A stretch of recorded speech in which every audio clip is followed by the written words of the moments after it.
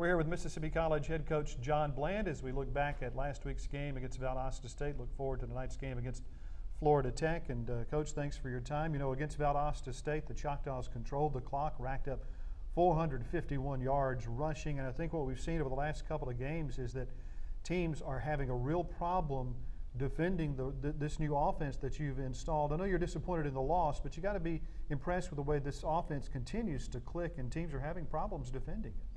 Well, we hope, and that was our goal, all along was, for our offense to help our team and to give ourselves a better chance to win in this league. It's a very strong league from top to bottom. Valdosta State is one of the better teams. They're leading the league in scoring and also leading the league in defensive amount of points scored. So they're good. We know that, but we're not satisfied with that. Our team is obviously disappointed, just like us, that we did not come out on top. And we're finding ways to correct the problems that we had, correct the mistakes that we made, get better at what we're doing. But the offense has seen some success. Our defense has seen some success. We just need to be more consistent as a team on both sides and also on special teams. I thought we also saw just how big explosiveness can play in this league. They had some drives where they scored very, very quickly, and that's kind of tough to overcome. It is, and of course we had some as well. We've had some in this first 4 weeks of some big plays and scoring fast.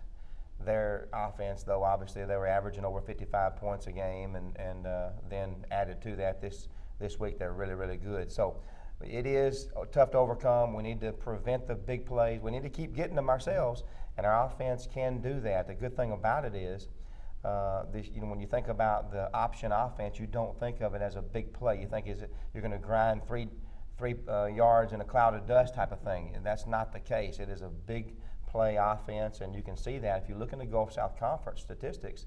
You'll see that a lot of the bigger plays in the passing game and the running game have come from the Choctaws this year, and the ones they've seen. So we're going to continue to grow on that, and we're getting better and better as well. So hopefully we'll keep getting bigger plays each week. Well, one of those players who's making some of those kind of plays you're talking about is Jamori Mark, who had a couple of touchdowns.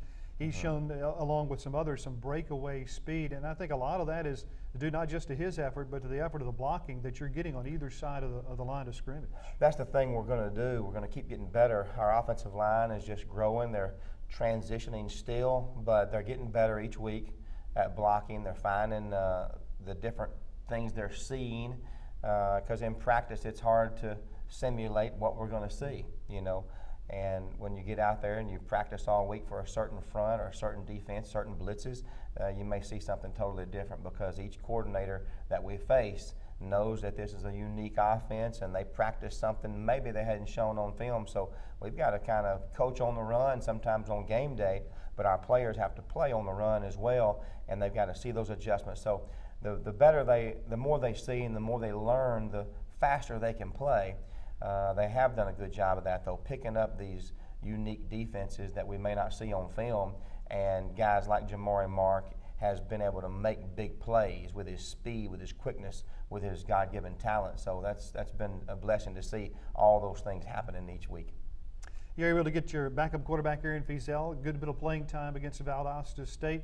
He's such a different build as a quarterback than Hawthorne is, but he seems to have really settled in and is running this offense really well. Yes, last spring when we decided to make this change, and we knew that it would be beneficial to us. Sometimes quarterbacks can be, not made for a certain offense. And Aaron has bought in, and he has done really, really well. I knew he would.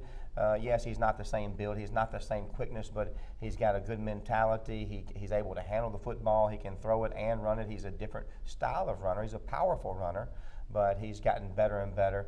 And we know that in this offense, too, that it is a physical offense. The quarterback is not only the field general, he's the passer. He also has to get the ball to all the playmakers, but he's got to run the ball, too.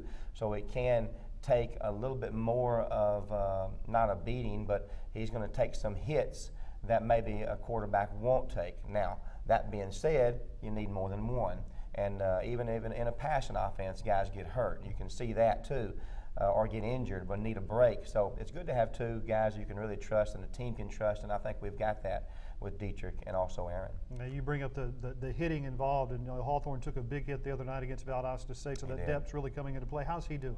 He's doing good. You know, of course, that kid got ejected from the game. That was a targeting call. And, you know, that happens. That's happened for years and years. Now they have targeting. Even when I played, I can remember those, or maybe I've forgotten those because of the hits.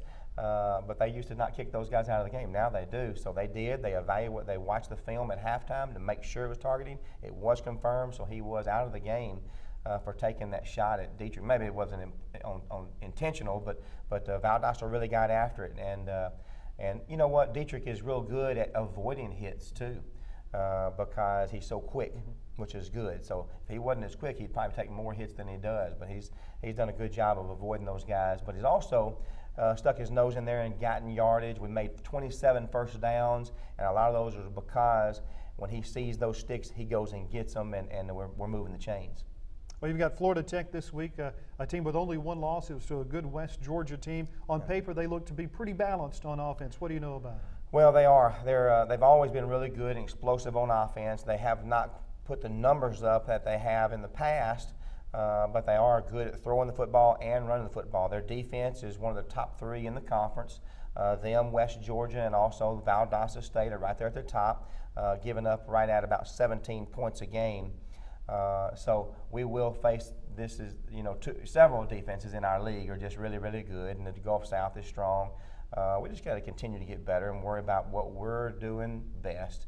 And I know we're leading the league in rushing, and we got several guys who take pride in that. We're going to continue to rush the ball extremely well and open up the passing game, where we'll have those big plays in the passing game because we have some speed out there we like to utilize. So, I know that defensively we didn't have our best day. Now, we have had really good days where the defense played really well and the offense did not. And we've had those days where we both played solid. We need to have that again, where we both play really good and continue to get better and tackle well and cover those passes, because they can do it both. They can do both on offense. So our team is ready to bounce back after that Valdosta game and come out with a victory. Finally, you get your first road trip of the year. It's yes. Here we are in early October, finally going on the road. It's the longest road trip that you'll take, but it's in a way it's got to feel good just to get out of town and go play football and maybe concentrate a little bit more than you do at home. There's no doubt about it. There won't be nearly as many distractions as long as I can get everything organized. We've taken about two days to get organized on what we're going to wear and what we're going to do at this time, and when we wake up and all those type of things, where we're going to eat, where we need to be. So that is a challenge, because this is the first one. I think the second one will be a little easier, but the first one just happens to be, like you said, the longest, and it's a several-day trip. I want to say it's 12 or 13 hours on a bus, so that's not easy. And I think our players, though, will be. Well, the good thing is we'll have them all together. We'll have them on 2 buses, and we'll be in one hotel, and we'll be able to answer questions and keep them going in the right direction and get them ready to play the game the best they can. Well, Coach, we appreciate your time, and good luck in the game this weekend. All right, thank you, Reed.